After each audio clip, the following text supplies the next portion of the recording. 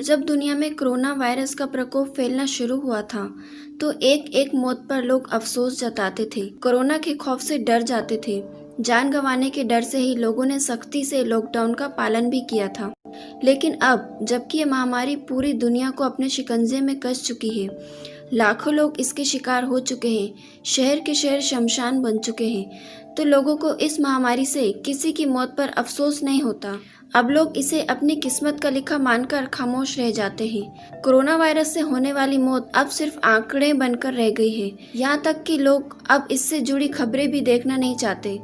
क्या कोविड-19 के आतंक के आगे हम भी असंवेदनशील हो गए हैं? हमारी हमदर्दी, करुणा सब कमजोर पड़ गई है। अब हमें किसी के मरने या जीने पर कोई असर क्यों नहीं पड़ता? इसकी वजह क्या है? मदर टेरेसा ने एक बार लिखा था कि अगर मैं भीड़ को देखूंगी तो कभी काम नहीं कर पाऊंगी, अगर मैं किसी एक को देखूंगी तो जरूर बेहतर काम करूंगी। इस एक जुमले के जरिए मदर टेरेसा ने दुनिया को बताया कि किसी एक की परेशानी हमारे दिल और दिमाग पर सीधा असर डालती है, जबकि एक भीड़ की परेशानी सिर्फ आंकड़ा बनकर रह जाती है। किसी भी आपदा में ना जाने कितने लोग मरते हैं, लेकिन हम सिर्फ उनके बारे में बात करते हैं और भूल जाते हैं। कोरोना काल में भी वैसा ही हाल हो रहा है। वायरस की शक्ल में ना जाने कितने घरों में मौत दाखिल हो रही है, जबकि बाकी लोगों की जिंदगी बदस्तूर चल रही है। हमारी इस स्थिति को मनोविज्ञान में एक तरह का रोग माना जाता है। जितने ही लोग मरते जाते हैं, हम उतने ही बेपरवाह होते जाते हैं।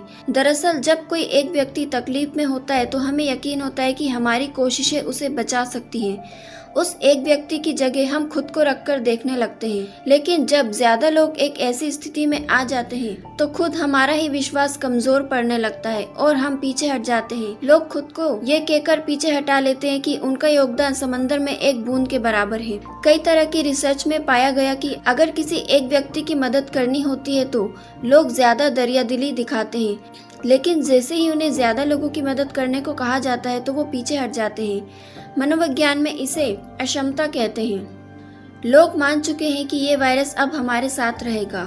दुखद समाचार या त्रासदियों के बारे में गहराई से सोचने से लोग खुद को दूर रखना चाहते हैं। हिंसक घटनाएं बार बार देखने से हमारे जहन में नकारात्मक प्रभाव पड़ता है।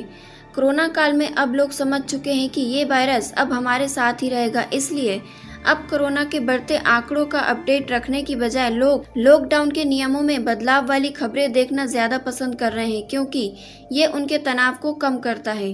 किसी त्रासदी की कवरेज के समय भी अक्सर व्यक्ति विशेष की खबर को प्रमुखता से दिखाया जाता है।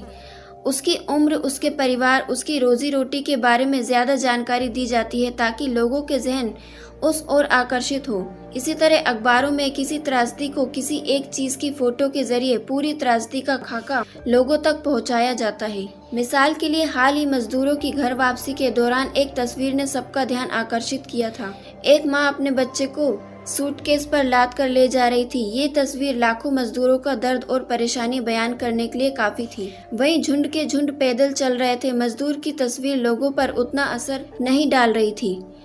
इसी तरह अमेरिका में एक पुलिसकर्मी द्वारा जॉर्ज फ्लॉयड की गर्दन दबाने वाली तस्वीर ने दुनिया भर में जो असर छोड़ा, वो असर शायद जॉर्ज के लिए आवाज उठाने वाली भीड़ की तस्वीरों ने भी नहीं डाला। उस एक तस्वीर ने अमेरिका में अश्वेत लोगों के साथ होने वाले भेदभाव की पूरी कहानी बयान कर दी और करोड़ों लोगों की हमदर्दी उनके साथ जुड़ गई। कोरोना काल में जबकि हालात हर दिन बिगड़ रहे हैं, तो क्या हमें ऐसे में आंख मूंद कर खामोश रहना चाहिए? नहीं, हमें खुद को समझाना चाहिए कि हम सबसे पहले अपनी एहतियात करें, मास्क पहने, 2 गज की दूरी का ख्याल रखें, खुद को समझाएं कि हम सुरक्षित हैं और अपने आसपास के लोगों को भी सुरक्षित रख सकते हैं। कहीं कोई हमारी वजह से बीमार ना हो जाए।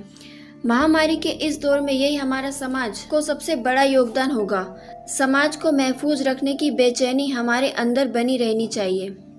दोस्तों, इस टॉपिक पर आपकी क्या राय है, हमें कमेंट बॉक्स में ज़रूर बताएं और आगे ऐसी वीडियोस और जानकारी पाने के लिए चैनल को सब्सक्राइब करना ना भूलें।